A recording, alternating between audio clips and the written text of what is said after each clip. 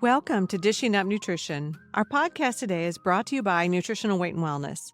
We're a company in Minnesota that specializes in nutrition education and counseling. I'm Melanie Beasley, a licensed and registered dietitian, and here with me today is Cara Carper, who is a licensed nutritionist and board-certified nutrition specialist.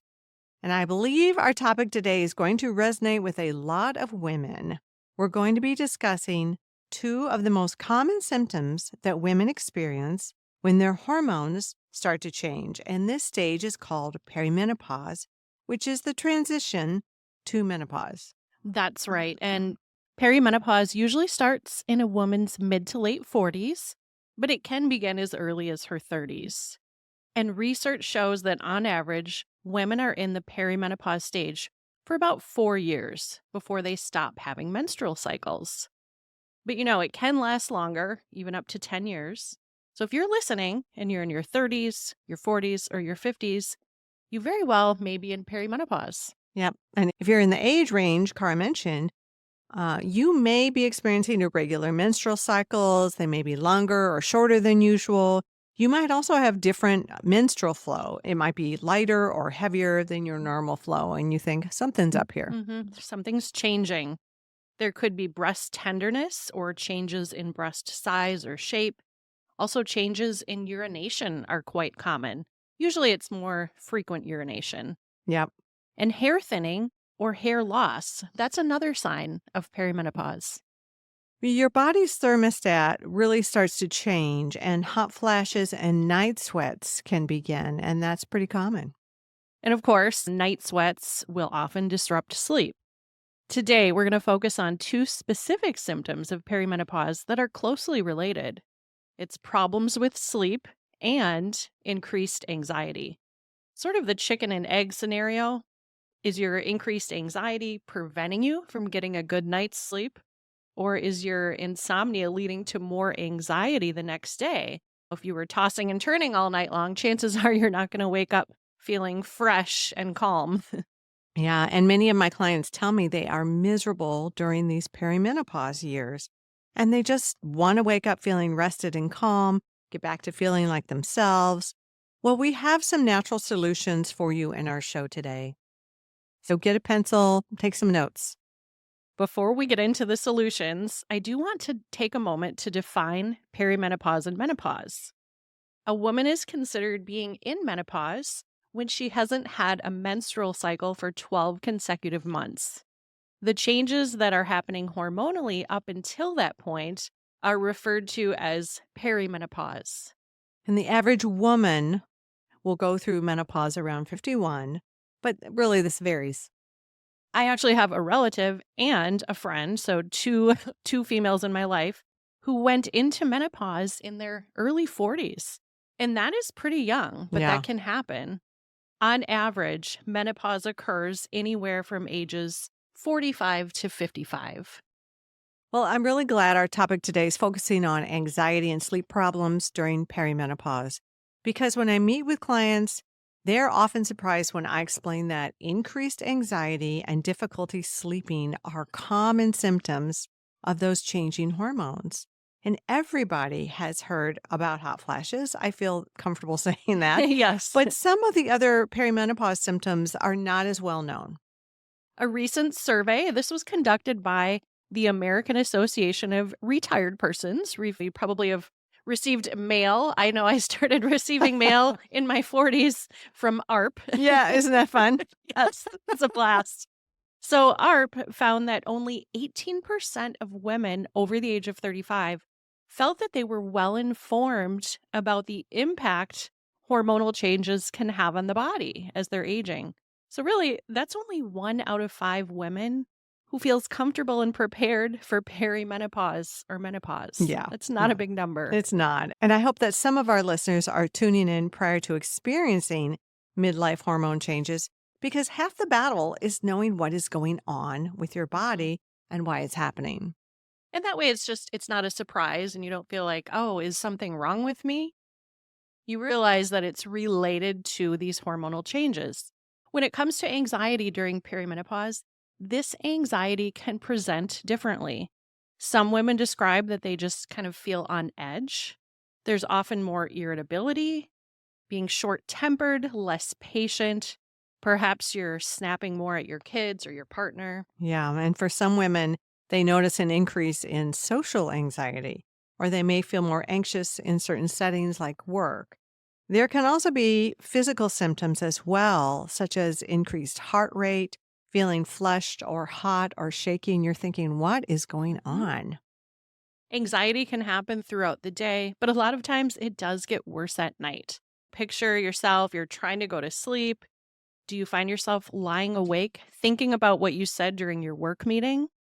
Or are you planning out your kids' schedules in your head for the next day when your brain should be shutting off to allow a good night's sleep? When the mind is racing, it's very hard to get to sleep. I've experienced that many times. It's just really frustrating. I experienced it too, and I blame two hormones that change the most in perimenopause, and they are progesterone and estrogen. The change in estrogen looks much different than the change in progesterone. During the reproductive years, your ovaries make most of the estrogen, so it makes sense that as women get older, ovaries will make less and less estrogen. Essentially, they're starting to get tapped out. Mhm. In the perimenopause years, estrogen rises and falls unevenly, though. So sometimes there will be spikes in estrogen and then dips. But with the hormone progesterone, it's more of a steady decline. And eventually, when a woman stops ovulating, the ovaries stop producing progesterone. And our bodies make more progesterone compared to estrogen. That might be new information. So, when progesterone starts to decline in those midlife years, the effects are often much more noticeable. Declining progesterone is a really big reason for that increased anxiety. Yeah, and progesterone is so important because it stimulates the GABA receptors, which, like you'd love to say, GABA is like our nature's Valium. yeah. I know, I swear by GABA, I really do. It's the main calming neurotransmitter in the body, and GABA has an antidepressant effect, stress reducing effect, and it's slightly sedative. So think about that. As progesterone is declining, so does GABA. And this can lead to mood changes, sleep problems, less stress resilience. So women are more likely to get easily stressed or easily anxious. Yeah. And we have a few tips on how to reduce anxiety and increase stress resilience. Balancing blood sugar levels throughout the day is going to be very important. And how do we do that? Well, it's by eating several times per day and balancing out those meals and snacks. Each meal, each snack should have a good source of protein, some complex carbohydrates in the form of vegetables, and healthy fat. And I thought Melanie and I could just give some examples of some balanced meals and snacks, maybe that we eat, or Melanie, maybe something your clients are really enjoying that's balanced. Hmm. Just an example, I do like eggs. And so for breakfast, that is often my source of protein. I will frequently have 3 eggs, pasture raised with a nice deep yellow yolk full of nutrients. Cook that up in some healthy butter. That's my fat. And I will often just kind of saute some spinach. I do like to have like a small apple or a piece of fruit on the side, maybe a half a cup of berries instead, just to get a little bit more carbohydrate. Yeah, And to me, I mean, that will give long lasting energy and good moods for several hours. 100%. And I love a big salad at lunch, especially in the summer. So I'm really into snipping herbs from my garden. So I did some black beans, about half a cup of black beans, and then I do mint and parsley and cucumber, some pumpkin seeds in there, and about 4 to 5 ounces of chicken Mhm. and just lemon juice and olive oil. And I love that. That's one of my favorite salads. Sure. So for you, that, I mean, for anybody, that would be a fantastic balanced lunch or dinner, Yep. any type of meal. And what we mean by balance is it's not giving your blood sugar a big spike and it's not going to crash later, which in turn affects those hot flashes and anxiety. Absolutely. Yeah. Yeah. The spike comes down in the dip, leading to more night sweats, hot flashes, anxious feelings, lower stress resilience, everything Yeah. we just talked It's about. if you think of a roller coaster blood sugar, it equates to roller coaster emotions. Yes, That's just it certainly does. well, when we eat carbohydrates, insulin is an important hormone that helps control the amount of sugar or glucose in the blood. I'm glad you brought up insulin because all hormones are interconnected, which means when one hormone changes or shifts, others are affected as well. And I think it's important that our listeners know that insulin is your master hormone. It is absolutely the master hormone. So everything is related to insulin. And when a woman's estrogen and progesterone are fluctuating during perimenopause, this also creates more fluctuations in blood sugar or glucose levels. So women are more vulnerable to high and low blood sugars. So it's even more important during these hormonal changes of midlife to focus on stabilizing blood sugar levels. And so we're not having the roller coaster that Melanie referred to. Yeah, I agree. And then estrogen plays a role in insulin sensitivity. So when estrogen is declining, it becomes easier and easier to develop insulin resistance. So, although our topic today is not focused on weight gain that can sometimes come with perimenopause or menopause, this is still a good time to point out that there is a connection because many women in perimenopause and menopause complain, I haven't changed anything with my eating or my activity levels, but I seem to be gaining weight." Well, that's because it is easier to become insulin resistant when hormones decline. There's not as much wiggle room when it comes to overeating carbohydrates, processed carbohydrates, or sweet treats. Or that glass of wine in the evening that you've always had. Suddenly you're developing, a little excess weight, a belly pooch, and it's frustrating, which in turn leads to some anxiety. So you may be wondering how and why balancing blood sugar and avoiding insulin resistance can help reduce anxiety. Well, we touched on you just feel better about yourself. But can you think of a time when you skipped breakfast and by late morning you started to get a little hangry? This is when your husband doesn't breathe properly. That's when your children chew too loudly. So, when the body experiences low blood sugar, it attempts to correct this by producing adrenaline. And adrenaline is a hormone that causes the fight or flight response. Again, women are in a much more vulnerable state during perimenopause when it comes to feeling anxious and feeling on edge. So that's why focusing on what you can control is really important. And what you can control, ladies, is what you're eating and how frequently you're eating and whether it's balanced or not. Like we talked about that protein, veggie, carbohydrate, and healthy fat, the proper balance of those three macronutrients. And I would say if you are feeling anxious, a lot of times what do we reach for? Comfort foods like mashed potatoes and potato chips or crackers. But if anxiety is a real issue for you, it's best to either eliminate or really decrease processed foods as well as caffeine. We should talk about caffeine. Caffeine on an empty stomach can spike blood sugar even more, and the crash that comes afterward can lead to anxiety. And I can remember being in perimenopause, and I had a great big cup of chai every morning, not the sugary chai, but the tea bags. And that caffeine, I would just feel anxious and irritable afterwards. So it had to go. Yeah.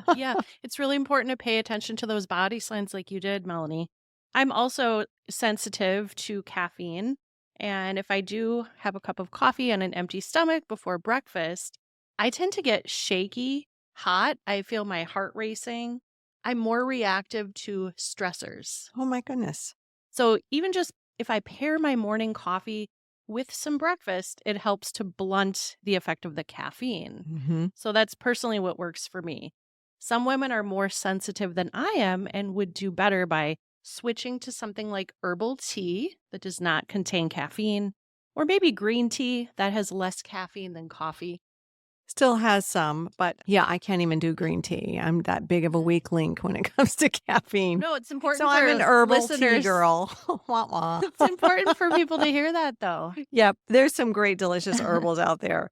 So I want to circle back to some of the hormonal changes that happen during perimenopause. And you had mentioned, Cara, that the progesterone production really starts dropping at this time. And I want to mention that progesterone is available in a tube form that you can get over the counter. And if you're already eating in balance and not skipping meals and watching your caffeine intake, but you are still struggling with anxiety, I would suggest trying out one of these progesterone Mhm. creams that are made from yams. It's completely natural. You could try that. And if you're wondering, is my anxiety coming from declining progesterone? I'm just going to give some other examples of what symptoms would be from having low progesterone.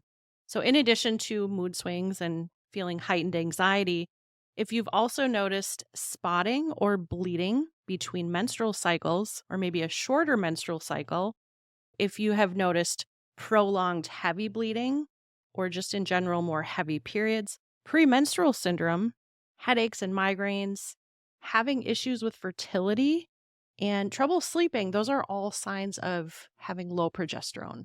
And the Journal of Clinical Pharmacology published a research study in 2018 that showed when progesterone cream was applied for 12 days, twice per day, in the amount we mentioned, a fourth to a half teaspoon, that hormone levels in the bloodstream were restored to their same level as if ovaries were producing progesterone during menstruation years.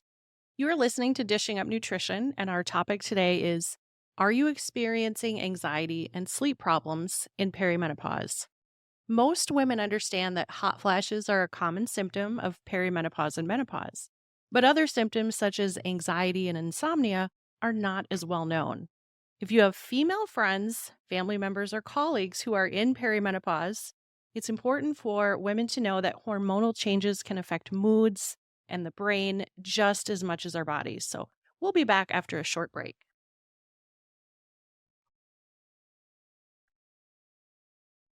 Welcome back. You're listening to the Dishing Up Nutrition podcast. Are you in your 30s, 40s, or 50s and have noticed increased anxiety or problems falling or staying asleep? Well, these are a normal part of hormones changing during midlife, and today we are giving natural solutions on how to lessen those. So, I want to move into the information that we've covered on anxiety is very similar to nutritional solutions we'll be giving to get a better night's sleep. And I would say sleep problems are one of the most common issues that I hear in clinic, but especially during the perimenopausal or menopausal years. So, listeners, have you noticed this? Maybe you're in your 30s, your 40s, or your 50s, and you feel like as soon as your hormones started shifting and changing, that either the quality or quantity of your sleep has declined. Maybe you can relate to that. Yeah, one of the biggest complaints I hear is something that we refer to as surface sleeping. You might be sleeping, but you're not getting into that deep restorative sleep that we need for rest and repair. And if you're surface sleeping most of the night, most likely you're tossing and turning. Even after being in bed for 7 to 8 hours, you might wake up feeling tired and groggy. You just feel like you didn't get enough rest. Or it feels like every little sound wakes you up. Oh, that That light was sleeping. me. Oh, Yeah. Yep. I can relate to that. The National Sleep Foundation gave a poll in 2022. 60% of women in America said they only get a good night's sleep less than half the time. And almost 70% said they frequently experienced sleep problems. Those in perimenopause or menopause were the ones who reported the most problems with sleeping. And so that's not really a surprise after we've been talking about why that happens. yes. And surface sleeping or sleeping lightly, it's definitely an issue during perimenopause. But are there other things keeping you awake at night? What about night sweats? Is that happening to any of you? Oof, I had the worst. I know, I remember you talking about that. I felt so bad. I might have a little PTSD whenever we do this. Okay, sometimes hot flashes and night sweats are one of the first signs of going into perimenopause, and these can really disrupt sleep. My clients have told me that they have to get up out of bed, and sometimes more than once. They change their clothes or even have to change their sheets because they soak right through them. I remember I was in a small group Bible study, and there were 3 of us that were going through perimenopause/menopause, and we all had rubber hair binders on our wrists.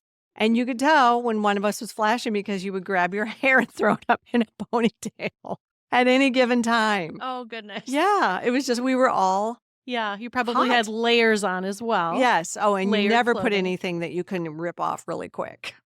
Oh my gosh. I wish I would have known what I know now. Yeah, yep. Well, hopefully we're helping to educate people so they don't have to go through that. I've heard about women sleeping with a fan pointed directly at them. Depending on your sleeping situation, some of these things can disrupt your partner's sleep as well. So nobody wants that. In addition to light surface sleeping and night sweats, the increased anxiety and brain chatter can keep you from being able to fall asleep as well. Yeah, I've heard it called monkey mind. And let's talk about what causes light surface sleeping. Or maybe it's more noticeable than just light sleep. Have you ever woken up in the middle of the night and felt wide awake, like you had a rush of adrenaline? Or do you wake up several times during the night? That's the most frustrating thing in the world when you can't get back to sleep right away. Maybe your spouse is sleeping soundly beside you. You almost want to poke them with a sharp stick.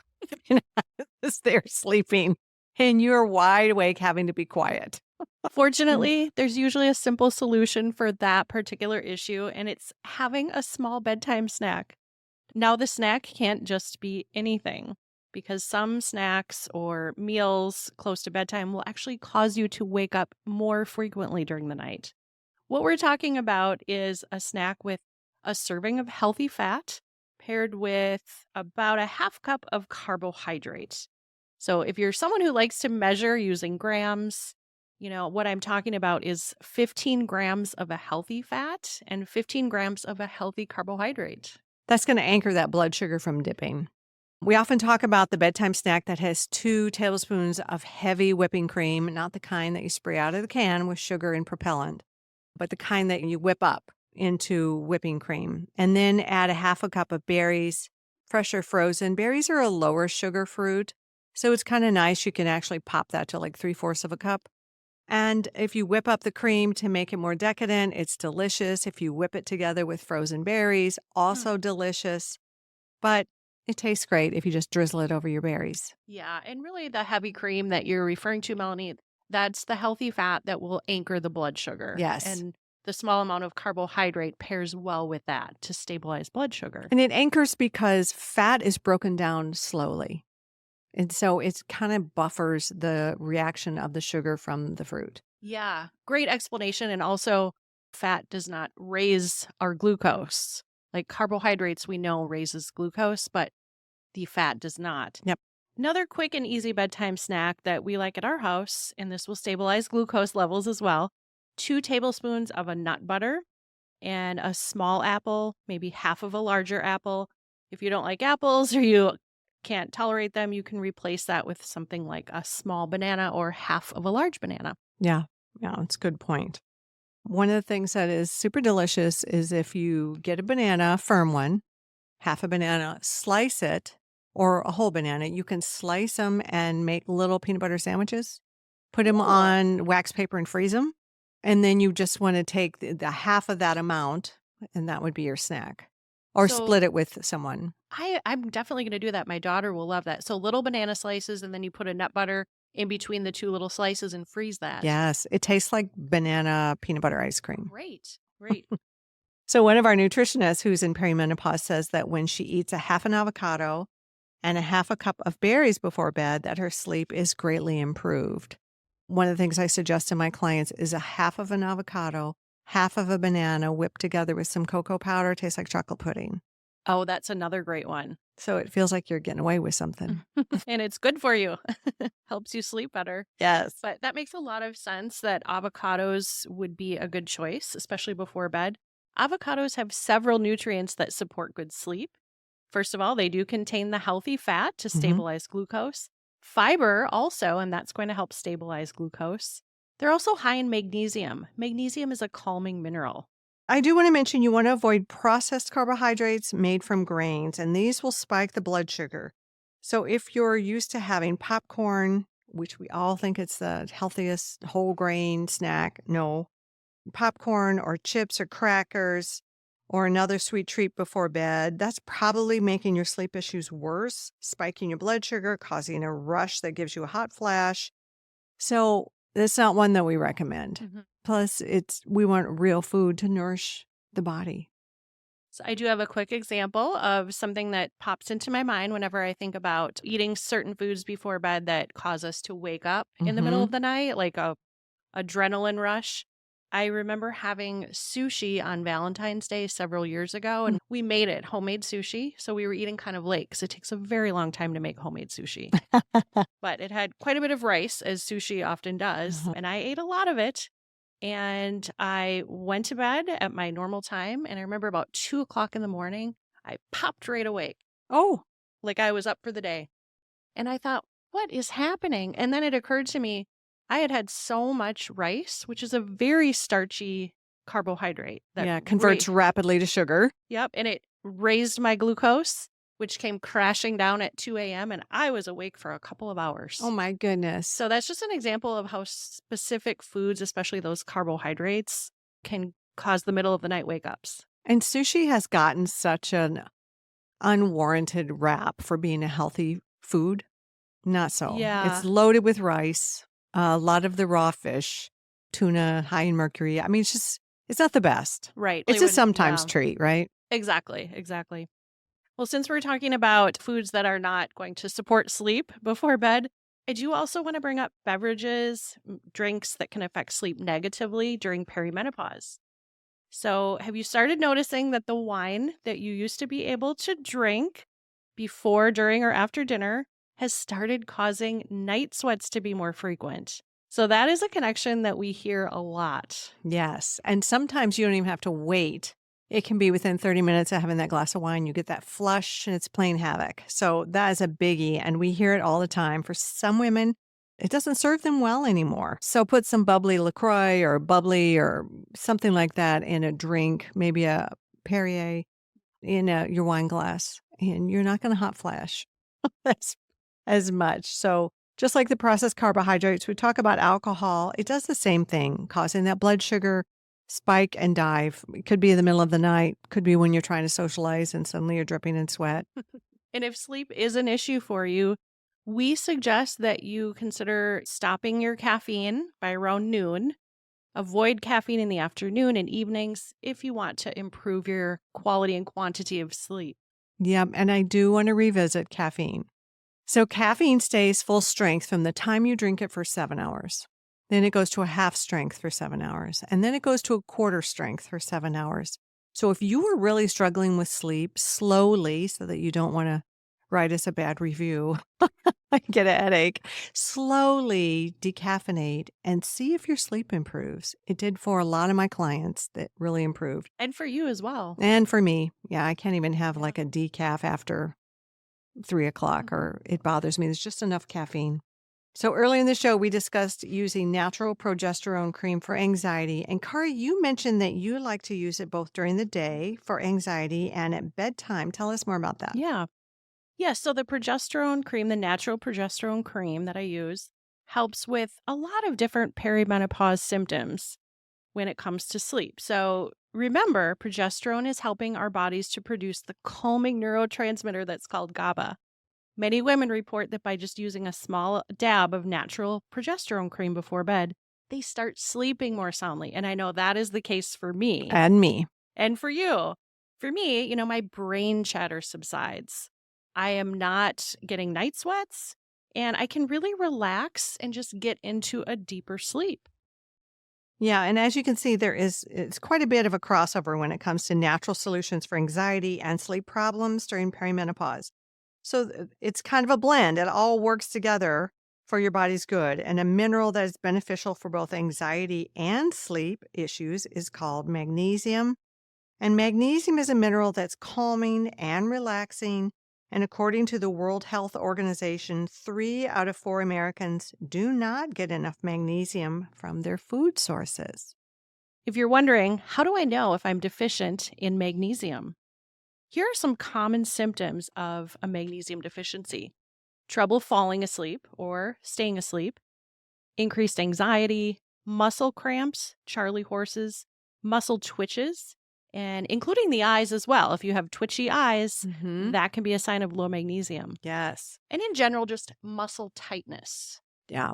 I think of traps. A lot of people will complain of their traps. They're between your shoulder and your ears is it's so tight. And typically, all the signs of low magnesium end up with some sort of tightness or constriction anywhere, and even high blood pressure, which is a constriction of the blood vessels. Headaches and migraines are another one, and constipation as well.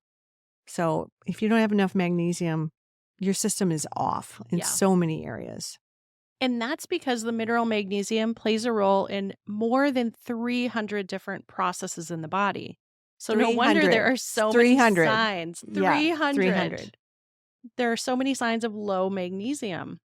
We do like the food first approach at Nutritional Weight and Wellness. So we want to talk about foods that are going to be high in magnesium. Things like the dark leafy greens, meat, especially grass fed, pasture raised. Nuts and seeds, and I had mentioned avocados are also high in magnesium. Great sources of magnesium. And we encourage you to eat as many magnesium rich foods as you can throughout the day. But sadly, the soil our crops grow in today, as well as the crops our cattle feed on, are not nearly as rich in nutrients and minerals as they used to be. And this includes minerals like magnesium. So we may not be getting a lot of magnesium from Mhm. food. And on top of what you just talked about with our soil being more depleted these days, there are certain foods and certain drinks and other factors that can cause our bodies to excrete and lose magnesium on a daily basis. So, eating sugar and processed carbohydrates will cause us to lose magnesium. Soda and alcohol and caffeine do the same thing. I also want to mention that exercise lowers magnesium. Movement is very important, but it's important to know that sweating and exercising will naturally deplete some of the minerals in our body. Or if you're someone who struggles with diarrhea, you're losing magnesium, or stress burns through magnesium. So if you're in a stressful period of your life, that magnesium can be burned through. And the good news is there are other ways to get magnesium. Women often need 400 to 600 milligrams of magnesium to be effective for sleep. On the average, I would say I get 6 to 8. And the bonus is if you have other signs of magnesium deficiency, you'll notice fewer leg cramps, more relaxed muscles, fewer headaches, just to name a few. Your blood pressure may come down when you get that optimal range. And magnesium glycinate is the form we typically recommend for the best sleep support. Don't run out and get a citrate Right, or an right. oxide. Oxide is not absorbable. It's a low quality, cheap form. Mm-hmm. Citrate can be used in some situations, but it can act as a stool softener. So if you're someone that struggles with loose stool already, you're definitely going to want to avoid the citrate. Yeah. And because the oxide is not absorbed well, it causes diarrhea too. Yes. So nobody wants that on top of being hot and sweaty.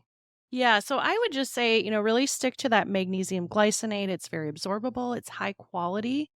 And if you do have issues with sleep, take all of them at night. I mean, that's what I do, and it greatly improves my sleep. I take 4 to 600 milligrams personally. Mm-hmm. And I like a chelated form of magnesium glycinate. So it should say chelated. If you roll it over on the back, it should say chelated or from Albion Labs, then you know you've got a good one. Well, just to circle back to some of the main points to get you some relief is first look at blood sugar. Are you eating a balanced protein, carb, and fat at every meal so you don't have those roller coaster blood sugars, which end up with roller coaster, hot flashing moods and anxiety? And if you do struggle with sleep, whether that is just brain chatter or maybe you're waking up from night sweats, just add in a nice, healthy, balanced bedtime snack that contains a serving of healthy fat and a serving of healthy vegetable or fruit carbohydrate. Mhm. Great. That's a really great point. And then finally, one of the things that we talked about was adding in a few things. And one of those things was possibly a progesterone cream. You can get it over the counter, a natural one, and apply it on your thin skin and see if that doesn't help. But you have to give that a little while. Don't give up after a week. I would go through a full tube of it, Mhm. follow the directions on the package, and see if that helps with mood and sleep as well. And because so many in our country are deficient in the mineral magnesium, Do consider incorporating more foods that we discussed that contain magnesium, Mm-hmm. and also consider taking a magnesium glycinate supplement before bed just to improve your quality and quantity of sleep. We utilize our minerals best when we're sleeping. So we want to get sleeping and we want to make sure you get enough minerals, especially if you're having leg cramps or any of the signs that we talked about where you could be deficient. So our goal at Nutritional Weight and Wellness is to help each person experience better health through eating real food. It's a simple yet powerful message. Eating real food is life-changing. Thanks for listening and have a great day. And have a great day. And have a